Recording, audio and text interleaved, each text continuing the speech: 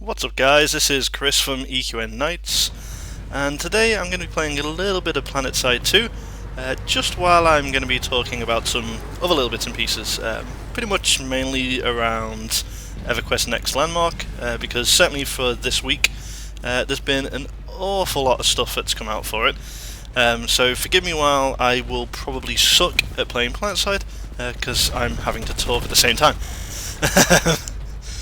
So yeah, a couple of things. Week started off by SOE announcing the Founders Packs. A couple of things we got out of this. First off were the Alpha and Beta dates, or well, potential dates. John Smelly's been very keen to say that although they are like the deadline dates, so like both the Alpha and Beta will definitely start at those dates. They are subject to change, in that they're hoping it will come out sooner rather than at those dates, but they're the reserve estimates, as it were. The main parts, though, outside of that, were the different levels of Founder Packs, and you got a couple of different things about this. The basic pack was all designed so that you could guarantee yourself to be in the closed beta. You'd get a couple of little bits and pieces around that. The ones that have been causing the most interest, though, have actually been the higher two packs. The big thing about them is that they both guarantee you access to the alpha of the game. Quite a rare thing for any developer to do that sort of level of access. Some people have been arguing that, well, is it really actually woohoo, level up. Is it really actually a legitimate sort of alpha, with it being like what would be potentially close to launch? But I would probably say yes, to a point. They're not going to let you go in now. For example, literally the last night, so the night for time now after from when I'm recording this, they've just done a big live stream, and they showed an awful lot of footage, pretty much just straight off in game. The link for that will probably be down below. I might randomly link it on screen or something as well. But yeah, so there's a lot of that going on as well right now. And yeah, I mean, there's a lot of arguments going backwards and forwards behind it. Successfully defended the facility. Defense. There's a lot of discussion going on around it, mainly because it's like, well, do you want to really put effectively what is $100 down on a free game? And yeah, you know, I can see that argument, but at the same time, you get your credits in the game. Oh dear. So yeah, you know, there's lots of backwards and forwards. I would probably say it's no more than if someone was going to buy a collector's edition for a game as such. I suppose like the big argument is like, oh, should you be paying that sort of money when it's going to be a free-to-play game? Yeah, I mean, a lot of our guild have been backwards and forwards about that. I myself, mainly because I'm going to be making a lot of guild content, I am probably aiming for one of the two higher packs to get into alpha, purely so I can learn the tools better. It has nothing to do really with overly wanting my name and credits and that sort of thing. So in truth, I probably won't go for the £100 pack, or $100 pack even. But yeah, you know, there's a lot of backwards and forwards on that. And someone blowing my tank up! Run away! So yeah, I mean, I'll say this: if you didn't watch the live stream last night, go watch it now, and it's really worth it, because it'll give you a much better understanding of, for one, where the game is at right now, but for two, it gives you an awful lot of a nicer view over of how the actual game content runs in game. I mean, there's been very little discussion about, you know, what the game will represent when you actually sit down and play it. I mean, most people have been comparing it to Minecraft. One of the things that came out from the stream last night was a lot of people were actually comparing it to the world editors that you get. Well, I say world editors. the basic land editors that you get in The Sims. A lot of the tools, in terms of like the brushes and things like that, are similar. So you know that came out as well.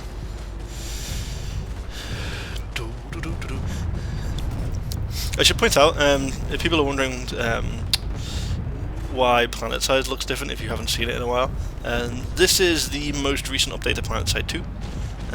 They've just put out a massive optimization patch. The game runs beautifully. So yeah, that's why I'm running it at quite nice settings right now, and why it looks all pretty. Because I can quite happily record it at super high detail, and not actually get any lag, which is always nice. What's going on over there? What's taking my tank down?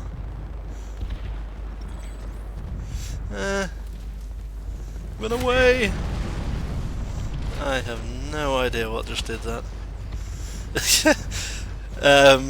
So yeah, I mean, going back to what's going on with a lot of Landmark right now, the guild in itself, we're very much still in like what we call like build discussions. So like as a guild, we're trying to decide, you know, do we just want to build stuff individually? Do we want to get stuff as a guild? You know, what do we want to do? So you know, there's a lot of backwards and forwards on that, because certainly because we're organising the guild as a sort of community cooperation side of things. See our About Us section on the site. It'll make a lot more sense that way. But yeah, mainly because we're doing a lot of sort of players in the guild basically will get rewarded for helping other players out in the guild. We're thinking of expanding that into builds and stuff in Landmark and things like that. So, you know, there's a lot of backwards and forwards in there.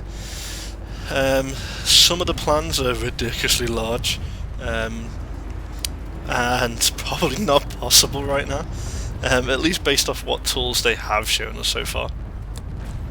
But at the same time, we are going to be showing certain bits and pieces even straight off the bat. I mean, admittedly, there's going to be a learning process, because there are some players like myself who've got a relatively large amount of experience in making that sort of stuff. You know, I have built stuff, like, let's say that's why I looked at The Sims as a comparison last night, because I have built a lot of custom things in there for people. And yeah, you know, who hasn't tried Minecraft at this point, really? But there's an awful lot of that sort of stuff going on. So I am quite thankful for the fact that the guild is kind of starting to build up on itself for that sort of content. It seems like it's going to be an awful lot of fun to do, like the big builds in Landmark. Admittedly, a lot of people are kind of doing what I would class as the early build stuff that you'd see in Minecraft. Like a lot of people wanting to build like houses and structures like that side of things. And yeah, I can probably see myself doing that to a point. I probably won't to the same degree, mainly because literally as soon as I go into the game, I personally am going to be like learning how to build a lot of guild-related content. So it's going to be a lot more around trying to see what we can make to where all the guild can participate. Stupid example for that, like we're doing things like designing mazes and things like that, so like something that we can actually like legitimately film in the game without any super duper fancy tools. So literally just using the build tools and then having someone who will be floating around above things filming while the chaos is going on below them. And yeah, you know, there's a lot of little bits and pieces like that, and it's you know, admittedly it's all up in the air at the minute, and because you know, until you literally sit down and start playing it yourself, you don't really know what level of stuff you're going to be able to do in it. I'd like to say we'll be able to do a lot of the stuff we're planning, but yeah, I don't know. Hey! Killed someone. Well, shit. I tend to do that too much with the harasser. But yeah,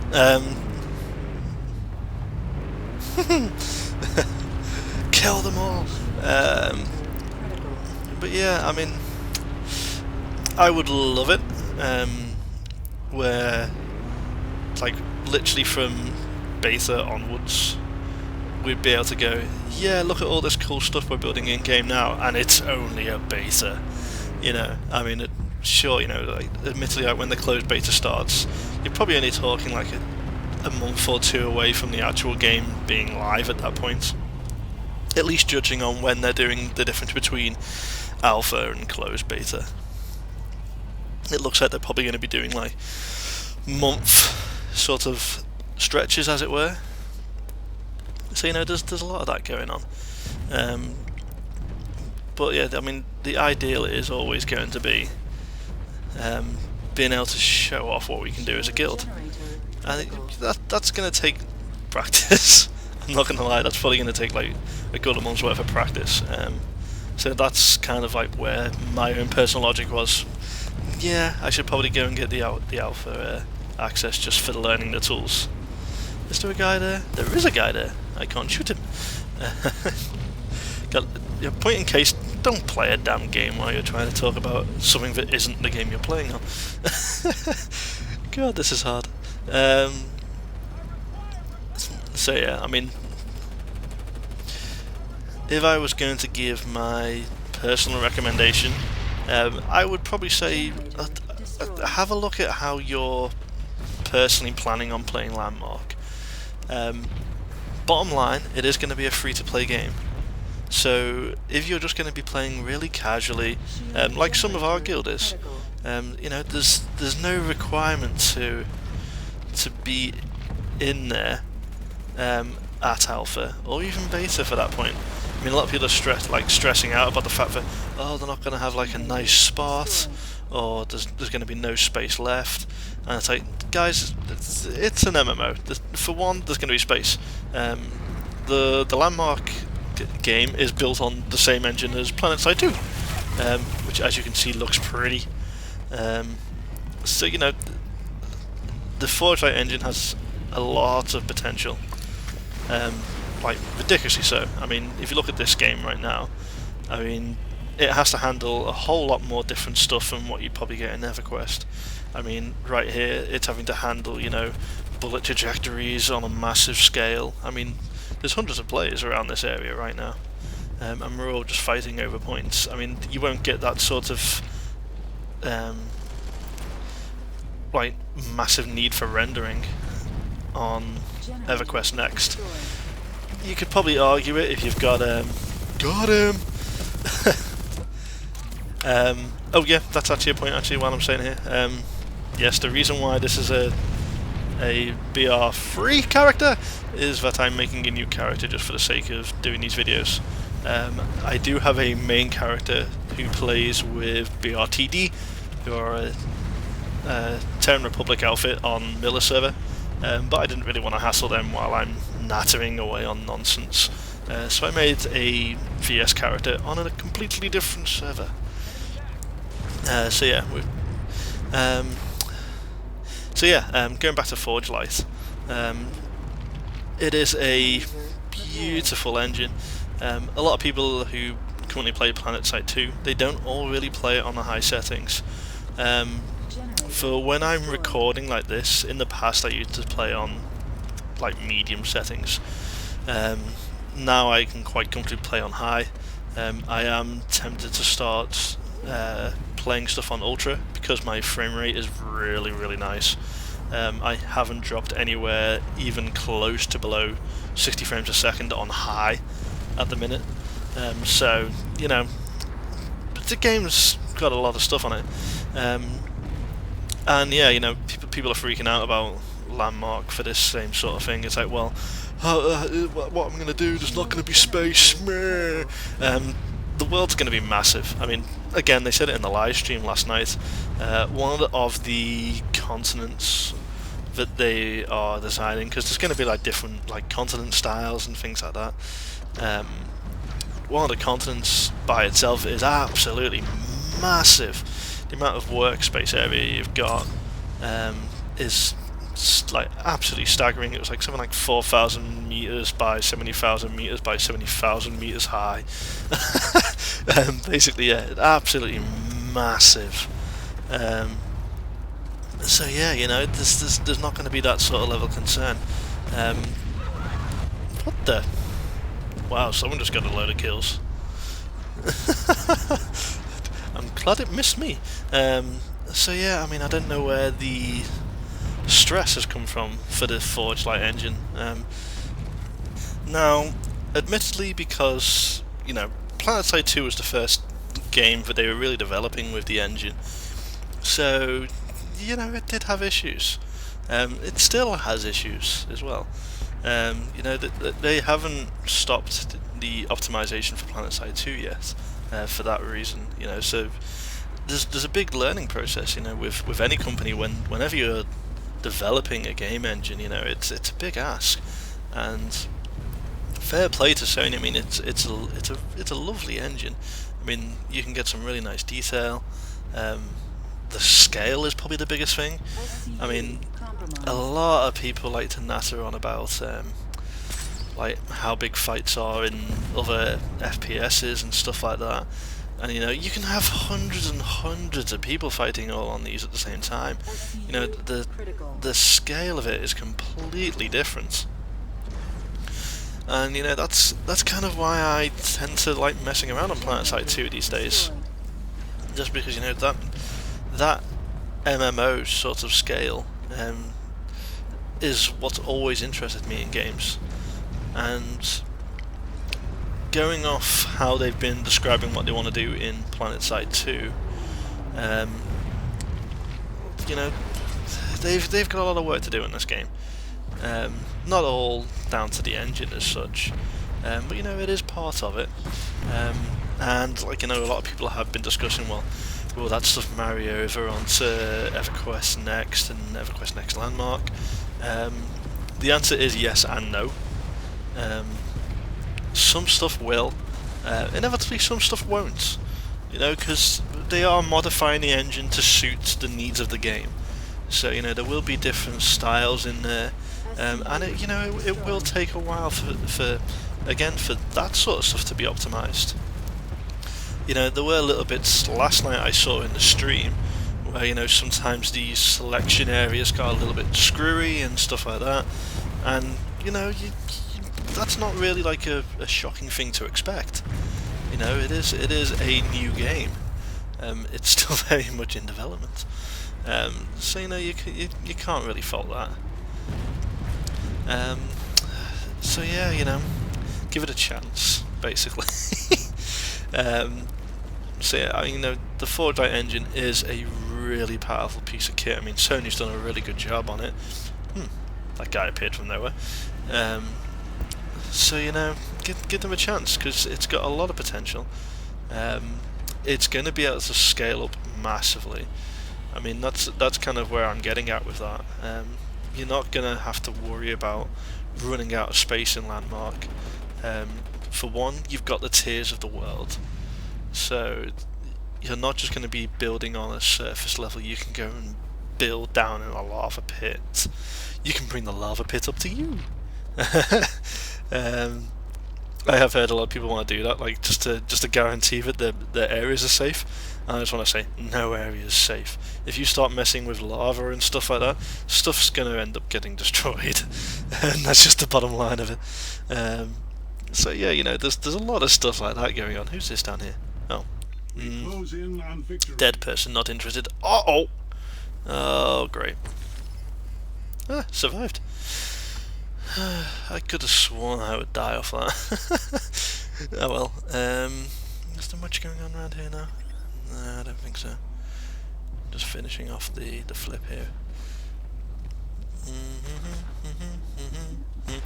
Die! Jesus. Who was the quick draw then? That guy? Well played, sir. Did not clock him at all. So yeah, you know, I mean, just look at this now, for example. You know, this is like a relatively early time of the day. This is just coming up to midday my time.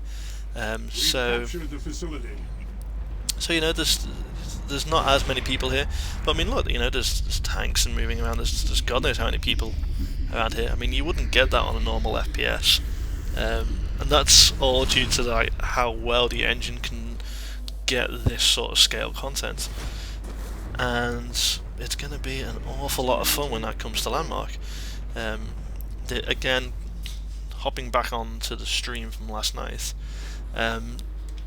they did explore the world a little bit. I mean, we saw them like running up one like the big cliff areas, and then Mr. Smith, as he's probably now going to be called for until the end of days. Who's this up here shooting? Oh.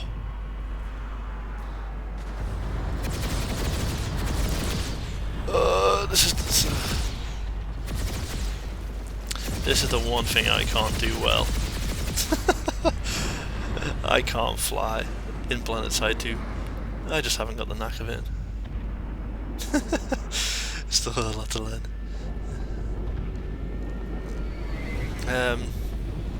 What was I saying? Oh yes. You know, Landmark's going to be an absolutely massive world to explore. I mean, if it is anything like the size of these worlds, I mean, again, you can kind of see it when I'm flying about here, and oh, too many planes in the air. Ah! Probably going to last all of 2 seconds. Get out! Oh, I think I'm going to be shot down here. Can I get out quick enough? And yeah. Yes. Run away! So you know the worlds in Planetside are massive. So you know if this is anything to go by, don't fret about how much space you're going to have in Landmark. It's going to be massive. You know, if people can handle the size of the world you get in Minecraft, for example, they're going to be spoiled for choice when it comes to Landmark. I mean, it's going to be ridiculous. Really, I die off that. Great. Joys. So yeah, I really wouldn't stress about that sort of thing. What else was I wanting to discuss today? Oh yeah, I mean, there was one thread I saw on MMORPG that annoyed me to the point of where I made an account and decided to reply, which takes a lot for me, because you know I tend not to bother, because there's no point, because it's all white noise at this point on MMORPG, but they were bitching about Player Studio, and they were basically reading the generic FAQ for Player Studio, which hasn't been updated. But they were talking about it, and they were saying like, you need all this stuff like Maya, and you know you need Photoshop and stuff like that. You know, so hundreds, if not thousands, of pounds worth of software to develop stuff for Player Studio. I also want to say at this point, no. You don't need that stuff for Landmark. You do for the likes of who was shooting me? You do for the likes of Planetside 2 and EverQuest 2 that have Player Studio. I'm not sure if others have it as well, but I'd certainly, because I play a lot of Planetside 2, I know that you do need it if you want to create Player Studio content for Planetside 2. You don't for Landmark, because all the content and the tools are all built into the game. I mean, that's the point. It's not like the other games where the game is just what you're seeing in front of you, like what I'm doing here now, and then to develop anything you have to do it externally. Got him! The best part of Landmark is that all the tools are built in.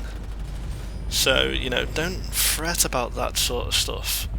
You know, the game is going to play itself. The there was a great quote that came out from last night, and I think it's been said before, where Landmark is going to become, in the long term, a build-your-own MMO.